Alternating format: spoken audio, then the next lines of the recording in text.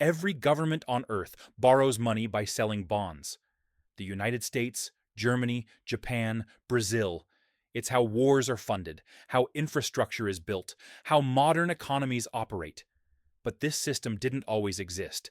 It was invented in 1171, not by a king, not by a bank, by a small city-state, surrounded by water, facing an existential crisis it couldn't afford to solve. Venice created the bond market, and the system it built 850 years ago is still running today. This is forgotten economy, where the systems that shape our world are finally explained. The year is 1171. The Byzantine Empire makes a calculated move. It arrests every Venetian merchant in Constantinople. Their goods? Confiscated. Their ships? Seized. Thousands taken prisoner. The reason is strategic. Venice has grown too powerful. This small republic controls Mediterranean trade routes, and Byzantium sees it as a threat that needs to be contained. The Venetian leader, Doge Vitale II Michel, responds immediately. War is declared. But there's a problem. Wars require money. Ships, soldiers, weapons, supplies. And Venice's treasury is empty. Standard tax revenues won't cover it. Borrowing is necessary. The question is, how? Medieval Europe has no infrastructure for this. Kingdoms borrow from individual bankers at crushing interest rates. Rulers pawn their crowns. Some debase their currency, mixing cheap metal into gold coins to stretch what they have. None of these options work for Venice. So the Venetian government does something that has never been done before. It announces a mandatory loan program. Wealthy citizens will be required to lend money to the state. But this isn't a tax, it's a loan. The government will pay interest. And critically, the debt can be sold. This decision creates something entirely new. A bond market. The system they build to manage it will be called Monte Vecchio, and it will change the course of financial history. To understand why this mattered, you need to know the financial constraints of medieval Europe. Kingdoms and city-states were constantly short on cash. Wars were expensive. Castles were expensive. Maintaining armies, building infrastructure, all of it required money the state didn't have. But the tax system was primitive. Feudal lords collected taxes from their lands, but they were reluctant to hand it over to the king. The church paid nothing. Peasants had almost nothing to give, so rulers improvised. Some sold valuables, jewels, land, titles. Others debased the currency, reducing the silver content in coins so the same metal could mint more money. And some borrowed from bankers. But this came with risks. Interest rates could reach 15 to 20%. If the ruler couldn't pay, the banker went bankrupt. Venice chose a different path. It would borrow from the public, not from one wealthy banker, but from its own citizens. And it would do so in a way that was systematic, transparent, and repeatable. This was the vision behind Monte Vecchio. In 1171, the Venetian government issues a mandatory prestito, a forced loan. Every wealthy citizen is assigned an amount based on their assets. The richest merchants are required to lend thousands of lire. Middle-class merchants contribute hundreds. In total, approximately 150,000 lire is raised. For the time, this is an enormous sum. But here's what makes it different. Venice doesn't just take the money. It promises to pay 5% annual interest, and most importantly, the debt certificates can be traded. If a merchant needs cash, he can sell his certificate to someone else. A secondary market forms almost immediately. This is the first modern bond market. To manage it, Venice establishes the Ufficio del Debito Pubblico, the public debt office. This office keeps records. It tracks who owns what. It manages interest payments. Every citizen has an account in what they call the Great Ledger. When debt is issued, it's recorded. When it's sold, the ledger is updated. The system is complex, but it's functional. The name Monte Vecchio means old mountain. The debt ledger grows so thick it resembles a mountain of paper. Over time, each new debt campaign gets its own name. Monte Nuovo, Monte Novissimo. but the original 1171 debt remains Monte Vecchio. The benefits of this system are immediate. First, rapid capital access. When war or crisis hits, the government can raise money quickly without waiting for tax collection or negotiating with foreign bankers. Second, lower interest rates. While private bankers demand 15 to 20%, Venice pays just 5%. This saves enormous amounts over time. Third, political alignment. Wealthy citizens now have a financial stake in the state's success. If Venice prospers, their bonds are secure. If Venice collapses, they lose everything. This creates a powerful incentive structure. At first, the wealthy resist. They call it a disguised tax. But over time, they see the advantages. The interest income is reliable. The certificates are liquid. They can be sold whenever cash is needed. Some even begin to treat them as speculative investments. Bond prices fall when war news arrives, rise during peacetime. In 1202, Venice faces another funding crisis, this time for the Fourth Crusade. The amounts needed are even larger. The Doge at the time, Enrico Dandolo, is old and blind, but known for his strategic brilliance. He sees an opportunity. The Crusaders sack Constantinople.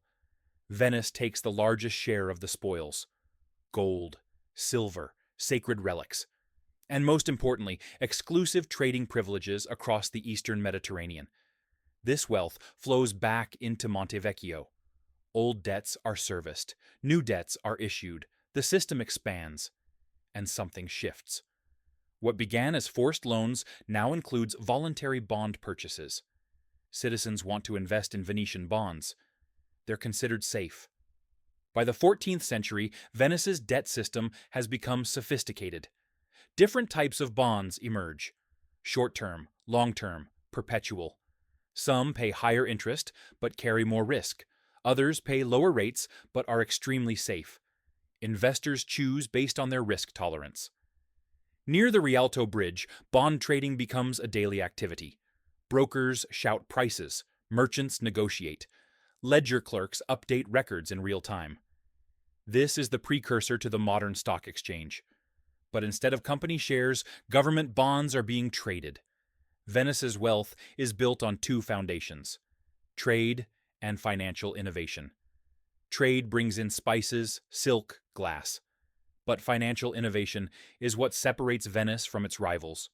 Genoa, Pisa, Florence, all are strong trading cities, but none develop a debt system as sophisticated as Venice's. Monte Vecchio's success is inseparable from Venice's political structure. Venice is an oligarchy. Around 200 wealthy families control the city.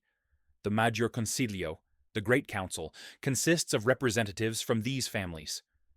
The Doge is elected, but his power is limited. Real authority rests with the council. This system provides stability. There are no coups, no civil wars. Power transitions smoothly. And critically, property rights are protected. Citizens trust that the government won't simply seize their bonds or refuse to pay. This trust is the foundation of the entire system. Without it, no one would lend. But the system isn't perfect. First, the forced nature of the loans.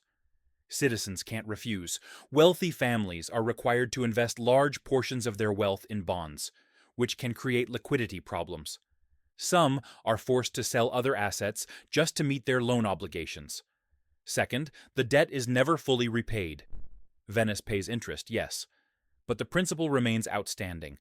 Monte Vecchio becomes a perpetual debt, passed down through generations.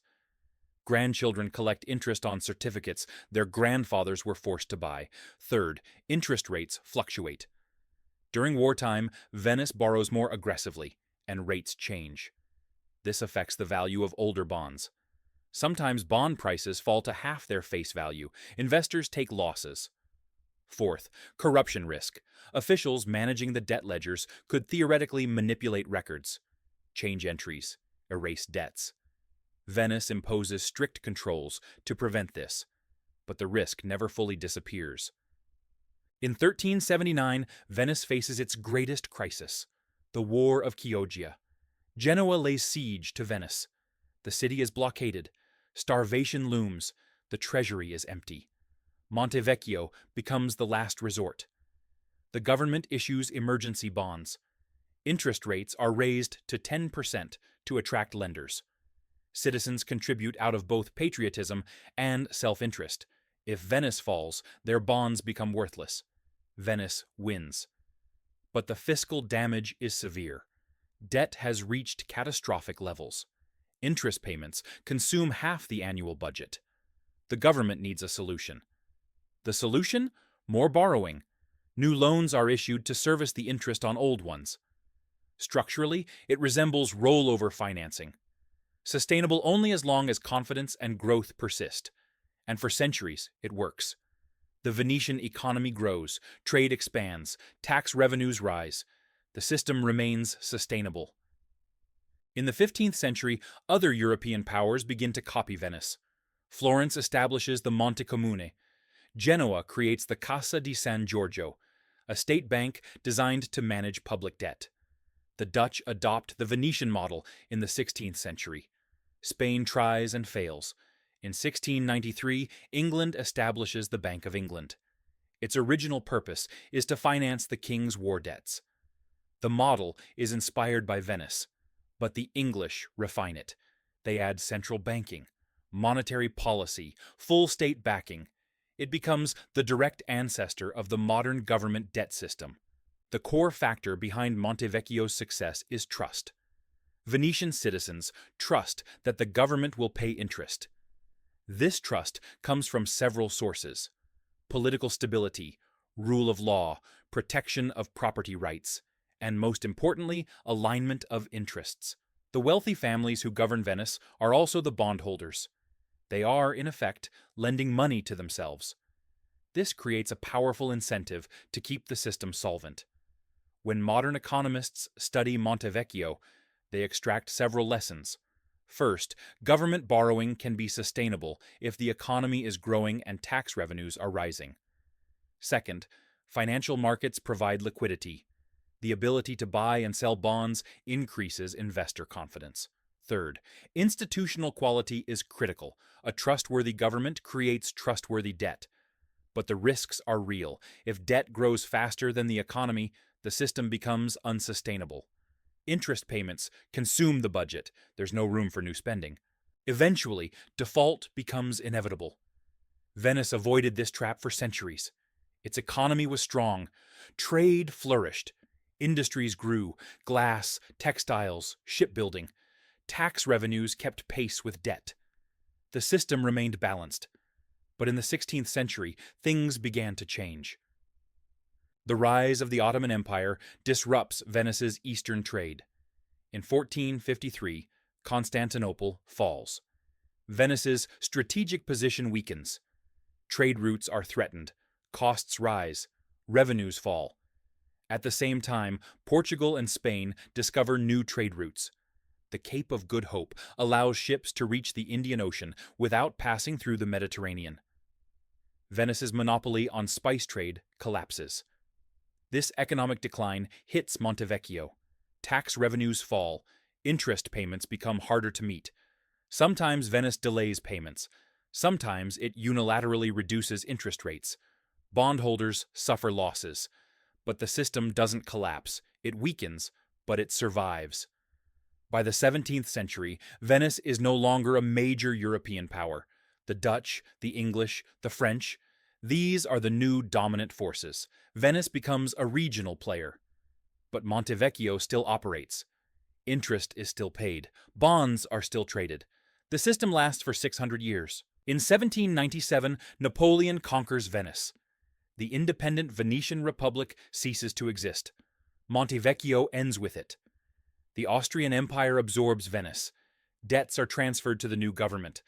But the old system disappears. Today, in the Doge's palace, Monte Vecchio's records are preserved. Old ledgers, yellowed pages, handwritten entries. Tourists photograph them without understanding what they represent. These are the birth records of modern finance. Monte Vecchio's influence is everywhere.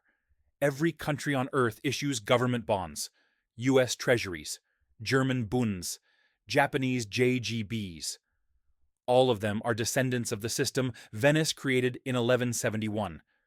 Governments borrow from the public. They pay interest. Bonds are bought and sold in secondary markets. Modern bond markets are far more sophisticated. Electronic trading, credit rating agencies, derivative products. But the fundamental principle is identical. A government borrows today against future tax revenues. Investors provide capital in exchange for interest. What made Monte Vecchio work? 3 factors. First, political stability. The Venetian oligarchy lasted over 1,000 years. Internal conflict was minimal. Second, rule of law. Property rights were protected. Contracts were enforced. Third, economic growth. Venice grew wealthy. This made debt service sustainable. Modern economies attempt to apply the same principles. Political stability attracts investors. Rule of law protects property rights. Economic growth ensures debt can be serviced. Without these 3 factors, government borrowing becomes dangerous. But the risks remain. Greece experienced a debt crisis in 2010. Debt reached 180% of GDP. Default became inevitable. Venezuela, Argentina, Lebanon all faced similar crises. Japan offers a different example. Debt exceeds 250% of GDP. But there's no crisis. Why? Because most of the debt is held domestically. The Japanese people invest in Japanese bonds. There's trust. The economy is stable. Inflation is low. This makes high debt manageable. Government debt isn't inherently bad. If managed properly, it can finance growth, infrastructure, education, defense. These are long-term investments. Borrowing to fund them makes sense. But discipline is essential. Debt must remain at sustainable levels. Interest payments can't consume the budget. Venice's experience also demonstrates the power of financial innovation. Monte Vecchio was the most advanced financial instrument of its time. It gave Venice a strategic advantage. Lower borrowing costs, faster capital access, the ability to finance wars and expand trade. Modern economies operate on the same logic. Financial innovation drives growth. Stocks, bonds, derivatives, cryptocurrencies all enable more efficient capital allocation. But innovation brings risk. The 2008 financial crisis resulted from the misuse of derivative products. Innovation must be balanced with regulation. Another lesson is transparency. Venice's great ledger system recorded every transaction: who borrowed, who received interest, who sold bonds. This transparency created trust. Modern financial systems rely on the same principle. Blockchain technology, for example, maintains distributed records. Every transaction is visible and unchangeable. This increases trust. It reduces the risk of manipulation. Venice was a small city-state, but through financial innovation, it became a superpower. For 3 centuries, Monte Vecchio was the foundation of Venetian power. The system survived because of political stability, rule of law, and economic growth. Today, boats pass under the Rialto Bridge, gliding past the square, where bond traders once shouted prices. Tourists admire the canals, the palaces, the churches. But Venice's true legacy is invisible. It lives in financial systems, in bond markets, in central banks, in the debt that funds modern governments. The spirit of Monte Vecchio is still here.